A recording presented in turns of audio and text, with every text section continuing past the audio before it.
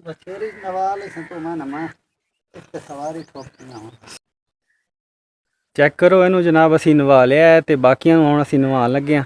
ਉਸ ਤੋਂ ਬਾਅਦ ਇਹਦੇ ਉੱਤੇ ਸਵਾਰੀ ਕਰਦੇ ਹਾਂ ਤੇ ਫਿਰ तमाम ਦੋਸਤਾਂ ਨੂੰ ਚੈੱਕ ਕਰਵਾਉਂਦੇ ਹਾਂ ਇਹਦੀ ਸਵਾਰੀ। ਤੇ ਬਾਕੀ तमाम ਦੋਸਤ ਜਿਹੜੇ ਵੀ ਘੋੜਿਆਂ ਦੇ ਸ਼ੌਕੀਨ ਨੇ ਉਹਨਾਂ ਨੂੰ ਚਾਹੀਦਾ ਕਿ ਗਰਮੀ ਵਿੱਚ ਜਾਨਵਰਾਂ ਨੂੰ ਜ਼ਰੂਰ ਨਵਾਉਣ, ਕਿਉਂਕਿ ਗਰਮੀ ਬਹੁਤ ਜ਼ਿਆਦਾ ਹੈ, ਹਵਸ ਦਾ ਮਹੀਨਾ ਹੈ ਤੇ ਜਾਨਵਰਾਂ ਨੂੰ ਖਲੋਤੇ ਖਲੋਤੇ ਹੀ ਪਸੀਨਾ ਆਇਆ ਹੁੰਦਾ। ਇਹ ਜਨਾਬ ਨੁਕਰੇ ਨੂੰ ਅਸੀਂ ਨਵਾ ਲਿਆ ਤੇ ਦੂਜਿਆਂ ਦੀ ਹੁਣ ਵਾਰੀ ਆਉਣ ਲੱਗੀ, ਉਹਨਾਂ ਨੂੰ ਨਵਾਉਂਦੇ ਹਾਂ ਤੇ ਫਿਰ ਤੁਹਾਨੂੰ ਇਹਦੀ ਸਵਾਰੀ ਦੀ ਵੀਡੀਓ ਚੈੱਕ ਕਰਵਾਉਂਦੇ ਹਾਂ।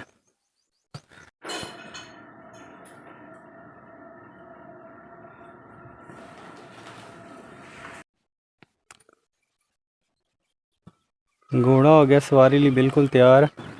तो गर्मी की शिद्दत तो काफ़ी ज़्यादा है, हवस ज़्यादा है।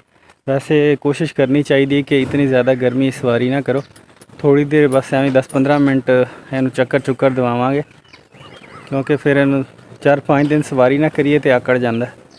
तो उस बाद फिर जनाब इनू कोई चारा वगैरह पाने हैं।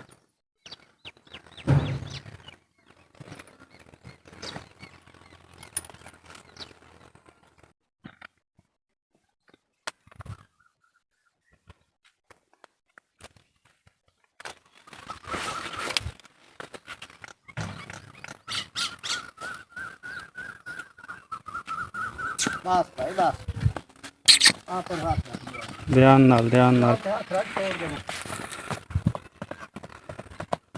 माशाअल्लाह कदम बड़े अगले चुकदे, बस बस चाल सोहनी करदा।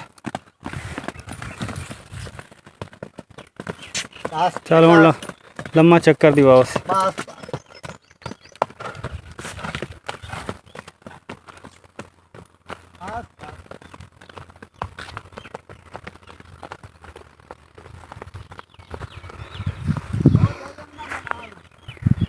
एक चक्कर वापस लाया उस्ताद, उस्ताद मोहतरम।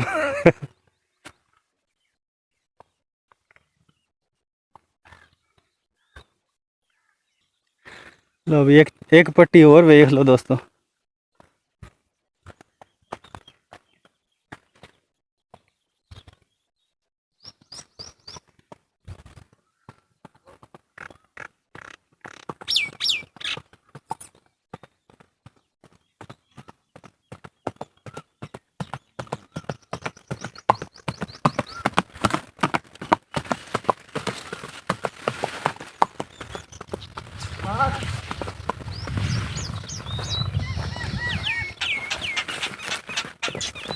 बस भाई बस बस